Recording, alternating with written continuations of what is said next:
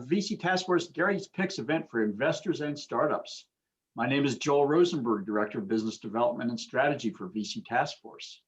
VC Task Force is an organization where the venture community comes together to address critical issues, provide workshops and other events for the benefit of the venture and entrepreneurial communities. VC Task Force provides access to an extensive ecosystem of VCs, CVCs, and angel investors. You may ask questions anytime during the event, and time permitting, they will be answered live after today's interview. It is my pleasure to welcome Gary's Picks host, Gary Fowler. Gary is CEO and co-founder of GSD Venture Studios, an award-winning growth stage AI venture studio. Gary is also co-founder of the award-winning AI startup, Yva.ai, as well as the investment firm DY Investments. Today, Gary will be interviewing special guest Daniel Bloch, CEO and founder of Seso Global. Seso Global is one-stop platform for real estate management and transactions. Daniel has spent the last 9 years building blockchain solutions, and as CEO of Seso Global, Daniel oversees all initiatives and operations for the company. Daniel studied at the University of Michigan and gained valuable experience at Bitbox, one of the first cryptocurrency exchanges. He has also co-founded the Blockchain Education Network, a nonprofit that provides blockchain educational initiatives at universities in over 10 countries worldwide. Take it away, Gary. Great. Thanks, Joel. And thank you, everybody. It's great to have you today on the show. So, Daniel, it's great to have you as a guest. And I got a question for you. How in the world do you go from biology at the University of Michigan to living in Nigeria and South Africa?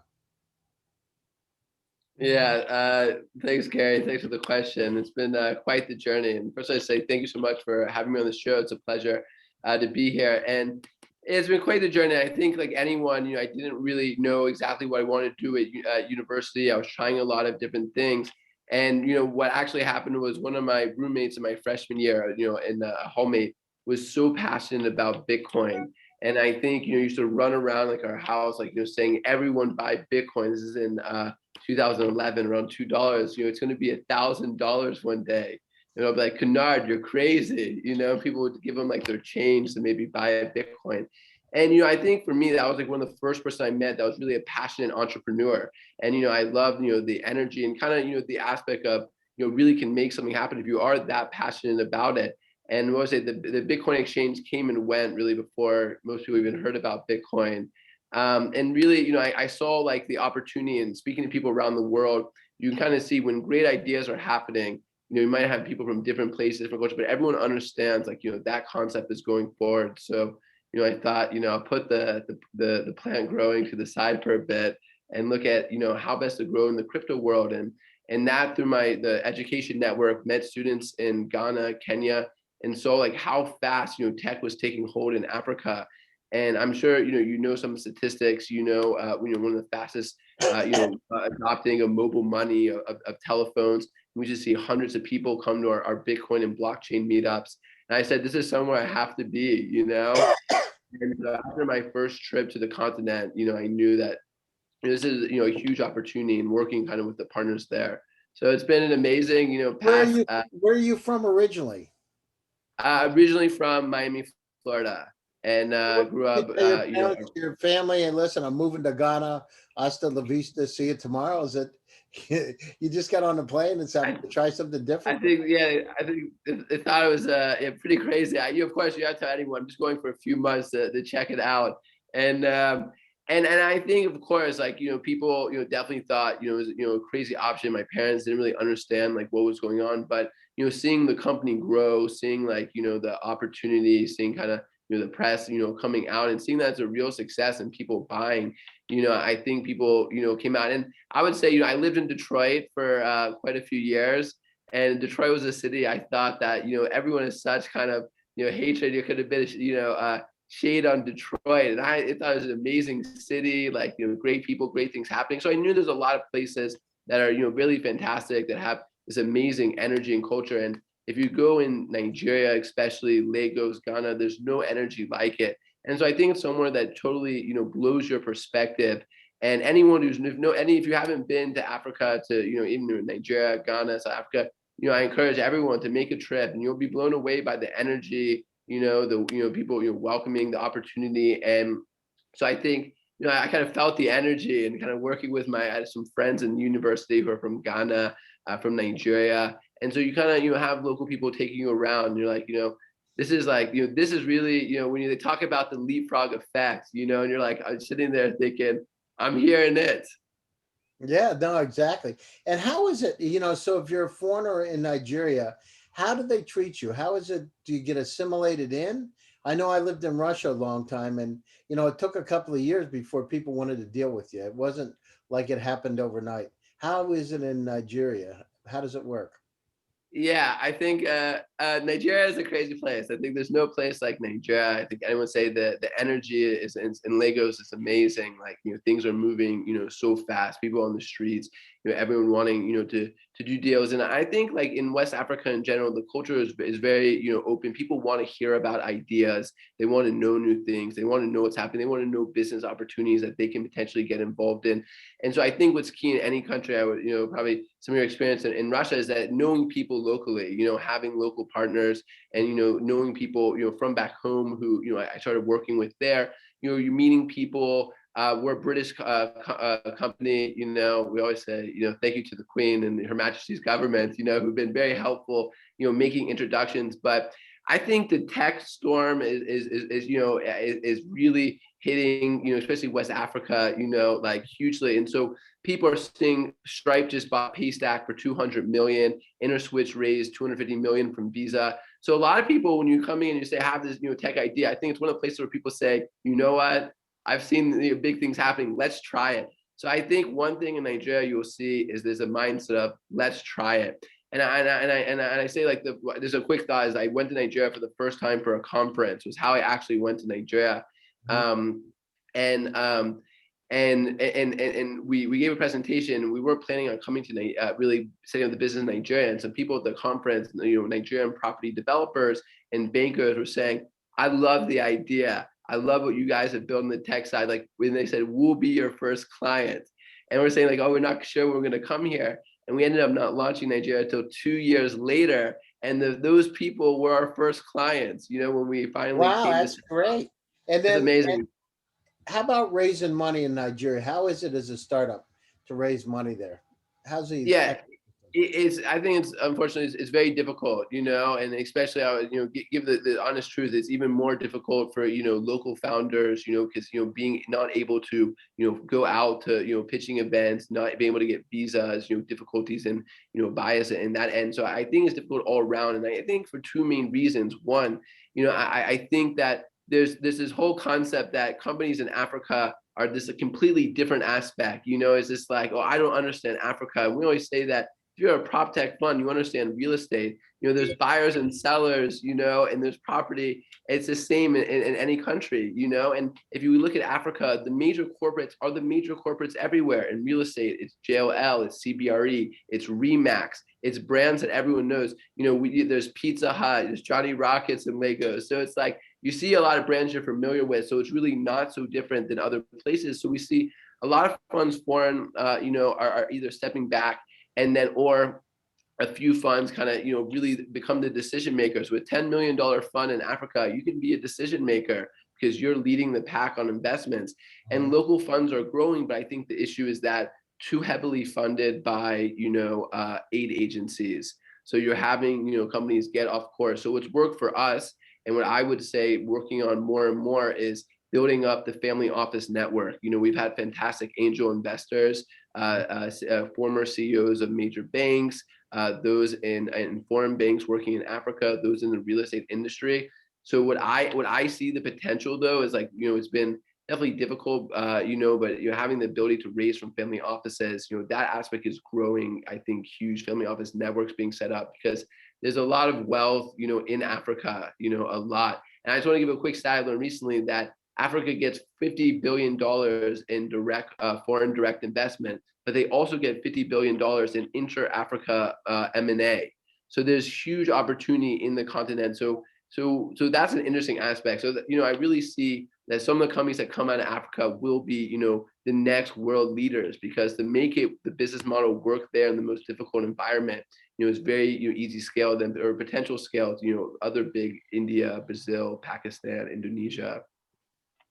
Yeah, it's amazing. And I mean, with close to 1 billion people on the continent, or maybe a little bit over 1 billion now, it's a growing place. I mean, I see it, I hear about it. We've got 3 African companies today, one in Rwanda, one in Nigeria, one in South Africa. So we see it. And what about the quality of the startups? How is it in terms of the quality when you look at the companies? How do they compare with like something from Silicon Valley, from your perspective? Yeah, definitely. I think of course, the aspect is probably the funnel is a lot wider at the bottom, is one aspect. Because of this lack of funding, most companies are bootstrapped, and because of the risk, what you're going to see is a lot of people having to work on multiple companies at the same time. I think one issue every African startup, gets, and I think a lot of people agree with this, Jose, is that everyone says the aspect, you're doing too much. But on the continent, generally, being a loss generating business is not going to work. You need to do what's necessary, to get revenues in and profits. So, people are saying like these loss generating, hard loss businesses, it's very tough to run that, in any emerging market, especially Nigeria, where there's not the confidence, in that type of business. So I think you're seeing a lot, wider companies. But on the other hand,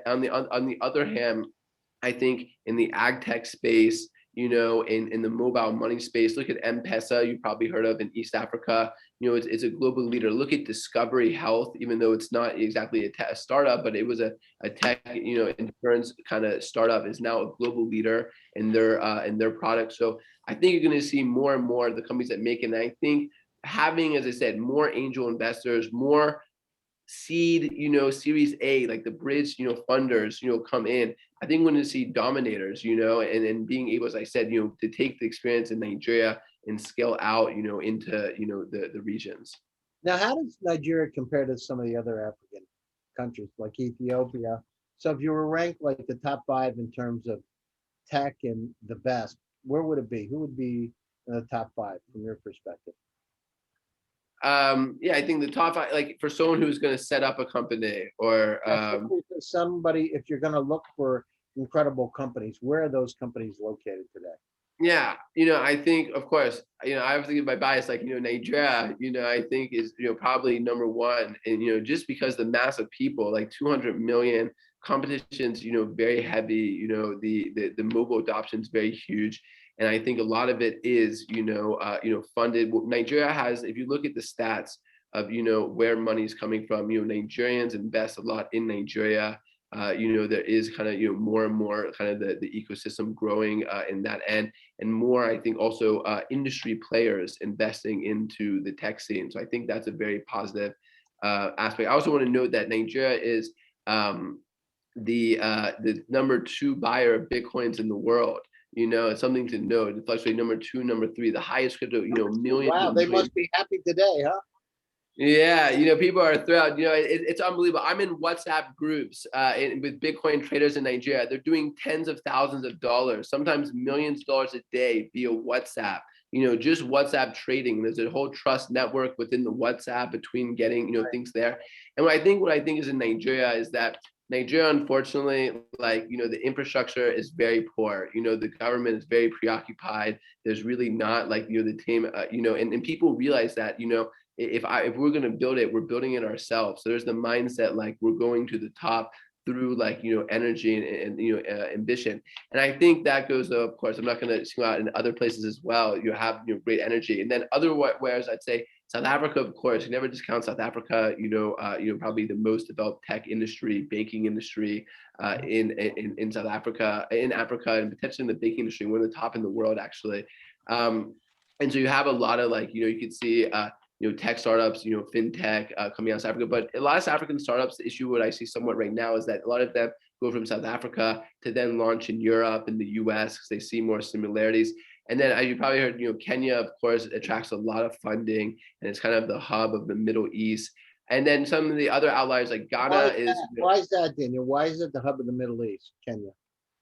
I mean, of East Africa, I mean to say East Africa, and also the hub of like donor financing, So one, People see Kenya as, a gateway to the region. Also, as you know, from the influence, East Africa has a lot of, cultural similarities to the Middle East. So you have a lot of funding coming from Dubai, coming from, potentially, Oman, and that end. Swahili is very similar to Arabic. So I find that aspect. I just want to note that I think it's a very interesting thing happening in the African space that American investors should be looking at. I really see there's a huge emergence in, Dubai-based funds, Saudi funds coming in, especially into East Africa, Indian funds. There's cultural similarities. They're very close to each other.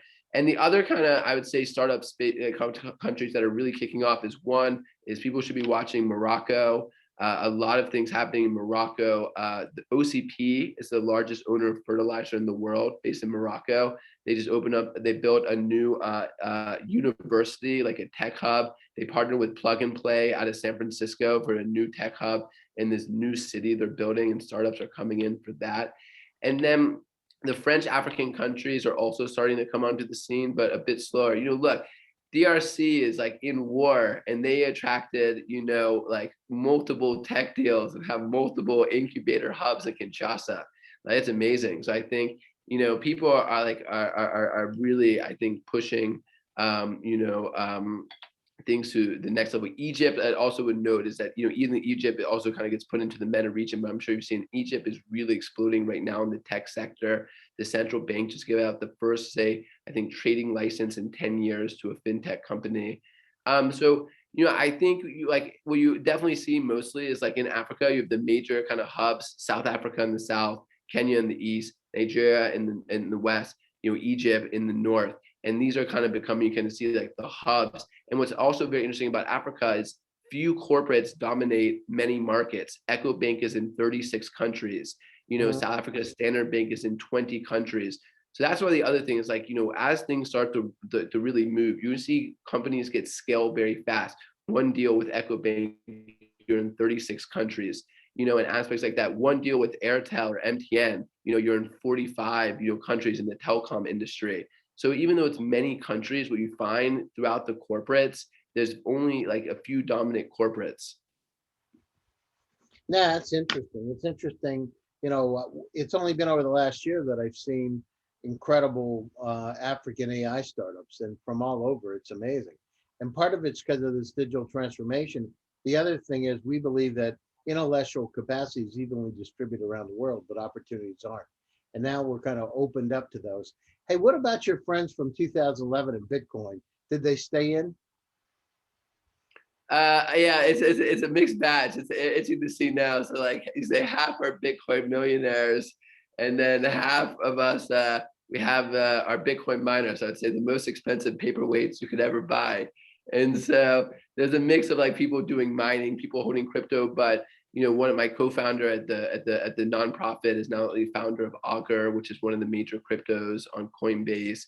One of my friends in Zimbabwe is a Bitcoin core developer. A developer from Zimbabwe, self-taught developer, is part of the Bitcoin core.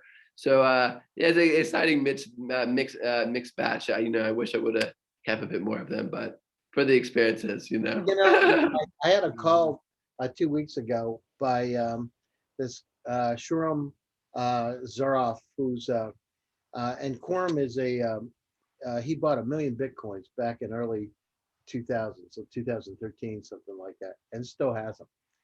And wow, amazing. Yesterday he just did a deal where he's agreed to support Miami with $4.8 billion for the blockchain 2.0. And I was on conversations with him, and it's just incredible when you talk about, he said people used to laugh. People used to say, what is this, drug money? What are you doing? Are you crazy? What does it exist? You can't touch it, etc. And he said, it's interesting. I still have my 1 million Bitcoins, and now they're with what, $50,000. It's close to 50. Yeah, unbelievable. And I always think that's the best ideas are ones that people like, have to tell you it's not going to work. It's not possible, because that's the only kind of, option of kind of, disregard, is that, if you can't actually come up with why it won't work or what is the actual solution, I think some of those are the best ideas. And I think, I think we're at an interesting time where, people are looking at, yeah, how is wealth being generated? How do we value people's work? I think like, I look at Upwork. Upwork, I think is one of the best, societal goods, a way now, like we hire a lot of, and find employees sometimes through Upwork and hire people through there. And this given jobs, tens and hundreds of thousands of people throughout the world. So I agree with you, like, knowledge is out there. Now it's about giving opportunity. What we see is that when platforms are built to give people opportunity, a lot, people will step up. Yeah, no, I agree. And this COVID, on one side of it has been an incredible strain on society. On the other side, well, I remember Zoom like 5 years ago when I was one of the original early Zoom users, and I got introduced from the by the VC that was one of the funders. And people were saying, "Oh, why would I want to?" I would send out links, and they say, "Why do I want to use this? I'm already using Skype. I don't need another one." And now the situation, look at it. Eric's worth probably $20 billion today, 5 years later, and everything's changed. People don't even talk about, having a phone call. They talk about a Zoom. Well, no matter what it is. Exactly. No matter what. And so I think I think people said, we've seen 5 years of digital acceleration, in a few months. And I just want to know even aspect, one thing we've seen at Seso is that, one of the people, an issue really in buying real estate in Africa, which, what the Seso platform does is, aspect of people don't know, is the property real? Does it have title? Will I get it registered? Is it built well? How is like the finishing, and all of that. And so what it was, really issue with people having to fly back and forth. And last year we closed, around $1.5 million in transactions, completely digital. People have never seen the properties, and people said, this would never happen. People don't trust the developers. And now what we're seeing is that people are doing virtual, property tours, and they're buying them, right there. And I think it's happening, I've seen aspects in the UK, happening in Nigeria. So that's what people say they don't know. Nigeria is a place of all scams. Some people are seeing virtual properties and buying it. So I agree with that. I think COVID is, of course, it's been a downer, I think, for all of us. But I think in some aspects, like you're saying, on the Zoom aspect, on the tech side, in the property space, like I think it's interesting times. We're seeing, transformation, real time. Yeah, no, I agree. And so you did 1.5 million. How much is an average house cost or an average condo? Yeah, around $100,000. So we generally see is in the CBDs, like in the center business district. You have the areas quite nice, well-developed estates. I almost think you could think of like a lot of African, countries in real estate, similar to say like Texas. It's a lot of estates, pre-planned estates. So you buy from a developer who's built up a whole estate. And so in kind of the key areas, you're looking at around $100,000, of course, more in like, the more prime, maybe on the water areas. And you're looking at, as I was saying, like 25% returns in some cases. So that's the other interesting thing. That's great. That real estate returns on the continent are unbelievable, because in Nigeria alone, they estimate there's a 20 million housing shortage. And so no matter what, you're finding tenants, you're finding, people want to buy. And one thing that people should note is that, I don't know, did you hear about the year of return last year? No. So there's a really interesting thing that happened. So similar to how Israel has birthright, where Jews, go back to Israel, they can get passports. Ghana kind of played on, took that idea and did the year of return, where if you're, Black, American, or in the Caribbean, and you can prove, there's really not much, improving there. It's really people who want to come back. So we set up kind of a process where people can come back to Ghana and claim Ghanaian citizenship and have a pathway back. So they did it a whole year about it last year, which was the 400th year since the first slave ship left Ghana. And so it was called the Year of Return, people coming back to Ghana. And the government generated the country over $2 billion. Wow, fantastic. Beyonce's parents went, all these celebrities. And so it was just amazing. So we're actually seeing now, like, a lot of people are buying like their holiday houses.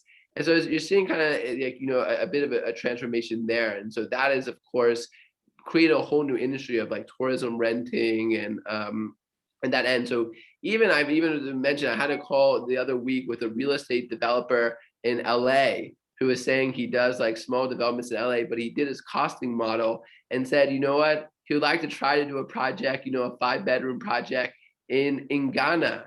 And so it's very interesting. You're seeing more people come out. And so, we always encourage, like, there's so much opportunity in the sense that there's the need and the demand, and the returns, are very positive as well. So tell me more. Tell me more about CISO. So what are you looking for? What do are you raising money? Where do you see it? And are you going to expand outside of Africa, or where's it going to go from your perspective? Yeah, absolutely. So it's a two-part solution. It's a real estate management solution for property developers. Mhm. And so they can manage their portfolios, their team, their leads. There's a media studio. We can generate videos and PDFs. So kind of everything a sales team and a real estate management team would need. On the other side, we have our own marketplace that we then have that we target our verified properties to our list of kind of high net worth, engaged property investors, so kind of have the access. But we also dual list with other marketplaces. It's really the Mhm. management CRM that's the key. And so we're raising, as I said, we have now around 70 property developers on the platform, 7,000 properties. We're raising a kind of a bridge round now. It'll be around $1 million, 30% close, in preparation of a Series A round in 9 months that we're looking at 4 to 6 million. So we're looking at some investors that potentially would want to come now at the discount as we prepare for the larger round. The larger round, what we're looking to do is the plan is yes, you said full expansion. So we've been talking to property developers in Greece, in Indonesia, in Latin America, even seeing, potentially aspects, say in rural America, because we really feel that Seso has really, brought a new solution, a new easier way to digitally manage the portfolio. So, we want to scale out in our current markets, of course, but we have already our first white label partner. So we have enterprise software as well. So as more people want to reach out, I just want to even touch on, we've been talking to private equity funds with large scale real estate portfolios. So really want to show the market works. And if it works in the emerging markets, where what we see is that, on a quick note, the African diaspora remit $45 billion a year, into Africa every year. And it's estimated around 30% of that goes to real estate. And to show the size of the Nigeria market, of the 45 billion, 22 of that goes to Nigeria alone.